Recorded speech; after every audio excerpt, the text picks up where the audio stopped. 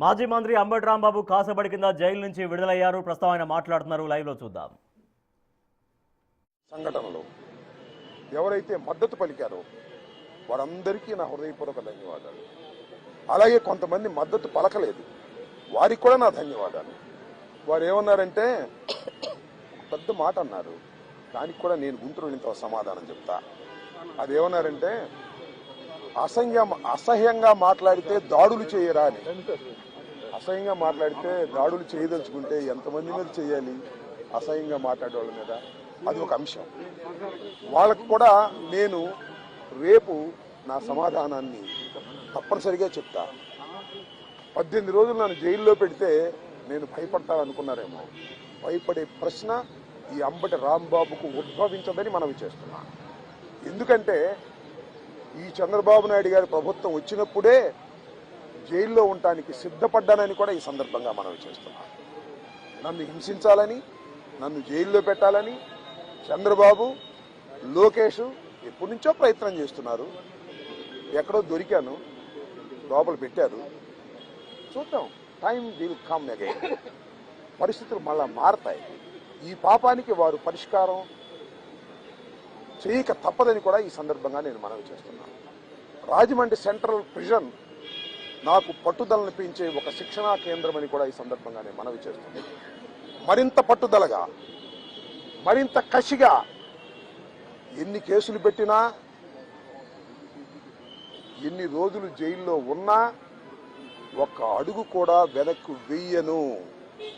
జగన్మోహన్ రెడ్డి గారి నాయకత్వంలో ఈ కూటమి ప్రభుత్వాన్ని ప్రజాస్వామ్యబద్ధంగా కూల్చేంత వరకు ఈ పోరాటం ఆగదు.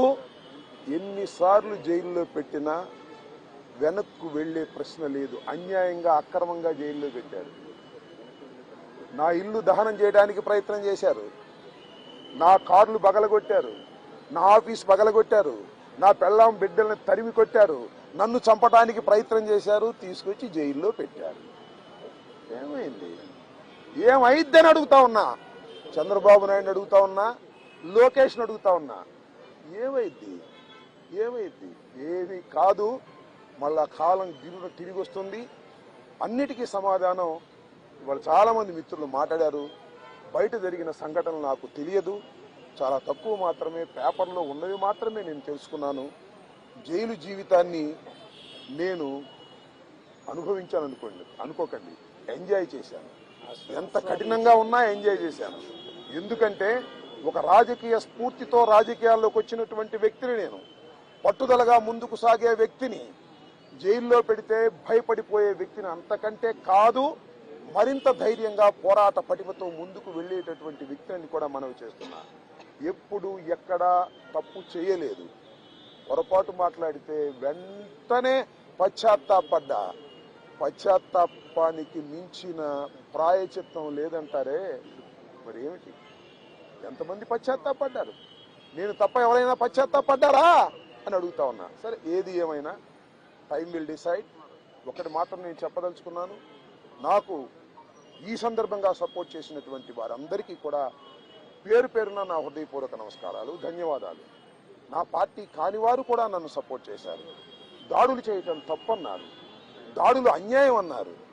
ఒకవేళ తప్పు మాట్లాడితే కేసు పెట్టి లోపల పెట్టాలి కదా, ఇంటి మీద దాడి ఏంటి అన్నారు. దాడి చేసిన వాళ్ళకు బెయిల్ వచ్చింది. దాడి చేయించుకున్న నాకు 18 రోజుల తర్వాత బెయిల్ వచ్చింది. ఏం చేయగలిగారు? ఏం చేస్తారు? దేనికైనా సిద్ధపడి రాజకీయాల్లో జగన్మోహన్ రెడ్డి వెంట నడుస్తున్నటువంటి వ్యక్తులం.